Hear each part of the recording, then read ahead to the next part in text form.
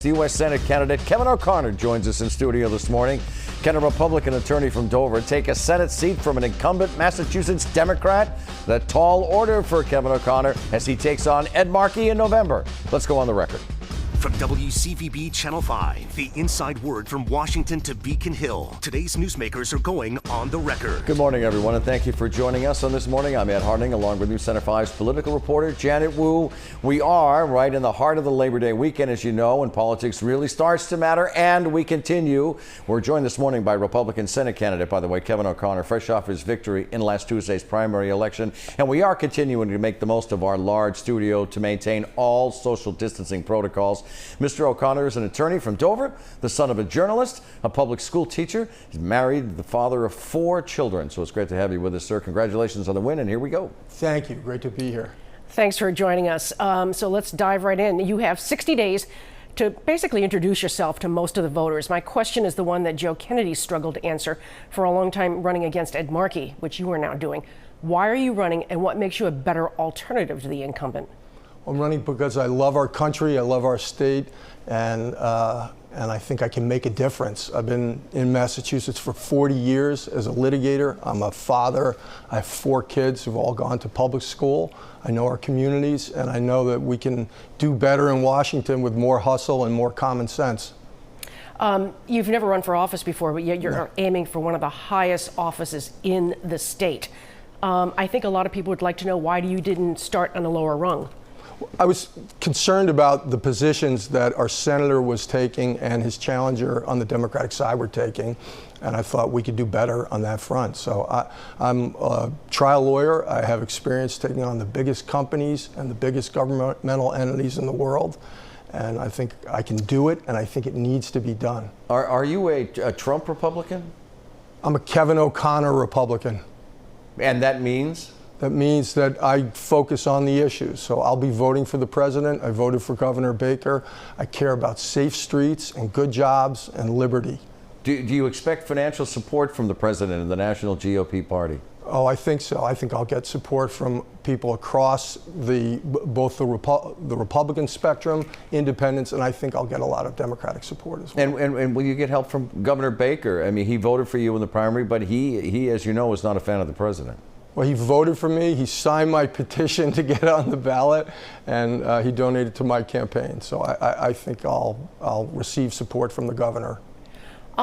President Trump denies reports that he didn't want to see wounded veterans at a parade because it makes people uneasy, and that he didn't want to go to a veterans cemetery in Paris because they were, quote, losers.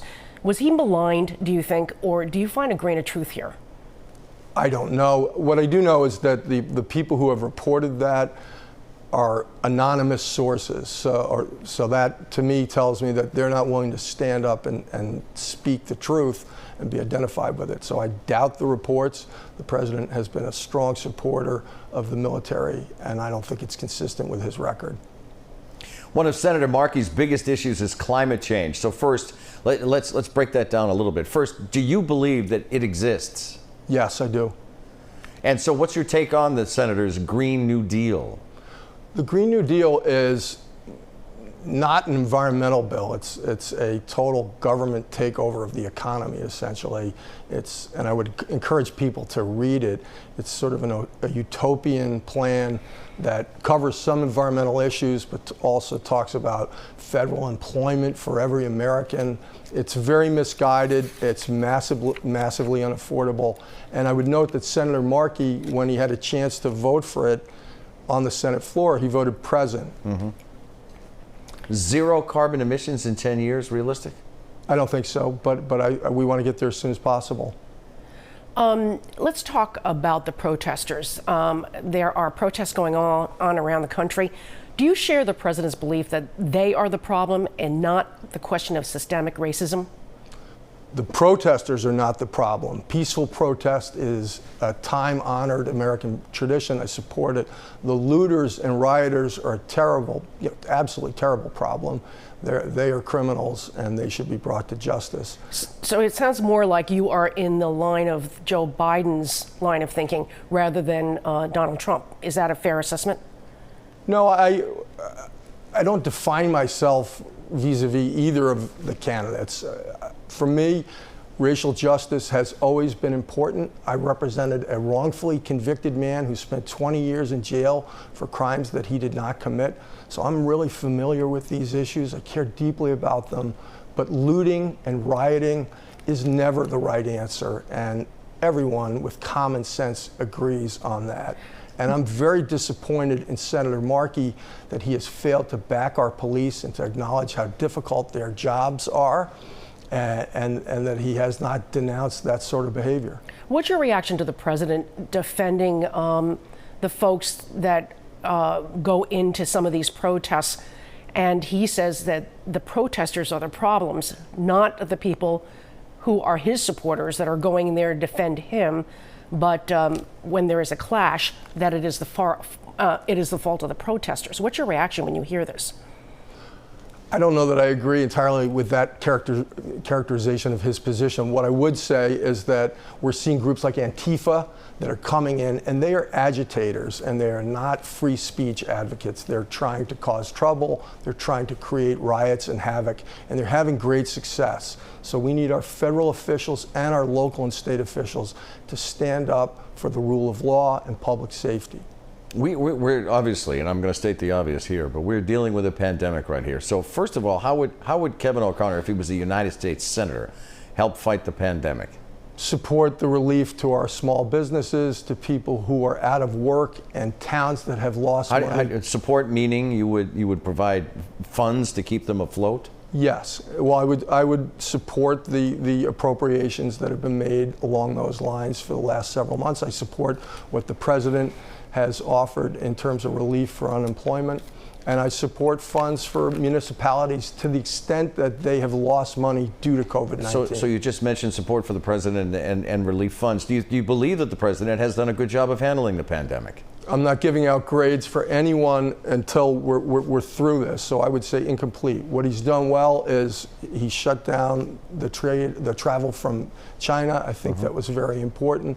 I think when we surged to ensure that our hospital capacity was adequate, that was well done. And I think Operation Warp Speed has gone very well, and I think it will be a great success. Well, so here we are on Labor Day weekend, and obviously school is in front of everybody. So what is your position on schools? Should schools be completely open? Should they be hybrid? Should they be completely remote? What do you think? I favor local control. Every town is different, and those decisions are best made at the local level. But I know as a father of two kids that are in public school, they're itching to get back to school. As you know, wearing a mask has become a big political issue. So my question to you is, do you campaign with a mask? We did see you campaigning this past week without one. Is that your general policy for the most part? Freely we see you there shaking hands and hugging someone without your mask on. So what's your policy in general? My policy is to, I distance. I try to campaign outdoors. I generally distance. I use a lot of hand sanitizer. I do not wear masks when I go out because I do sometimes, but that depends on the circumstance. If I'm in an open air situation, I don't wear a mask because people need to see the candidate's face. As you know, many of the doctors and the scientists say the issue of wearing masks is not so much to protect yourself, but to protect other people, and other people wear masks to protect you. Do you believe in that theory? Yes, as a general matter, and to the extent I'm ever photographed, I look straight ahead, I hold my breath. My father had COVID-19, so he was one of the first patients in Massachusetts to be hospitalized. He almost died. He spent 9 days in the hospital, and I had to call him and say goodbye to him and couldn't visit with him, even though he was 3 miles away. So I care deeply about this issue. No one on my staff at all, throughout all of this, has had COVID-19. We shut down our campaign office. We were the advocates for electronic signatures in terms of ballot access to get on the ballot. So we've been leaders on a lot of fronts. Have you ever tested for COVID? And if you do, how often do you test now that you're going to be, meeting with the public and interacting with people quite a bit in the next 60 days or so? I have not tested. I have not been symptomatic, so I rely on whether I'm symptomatic. How is your dad right now? He's great. Oh, good. He's great. Good. Oh, thank you for asking. Glad to hear it.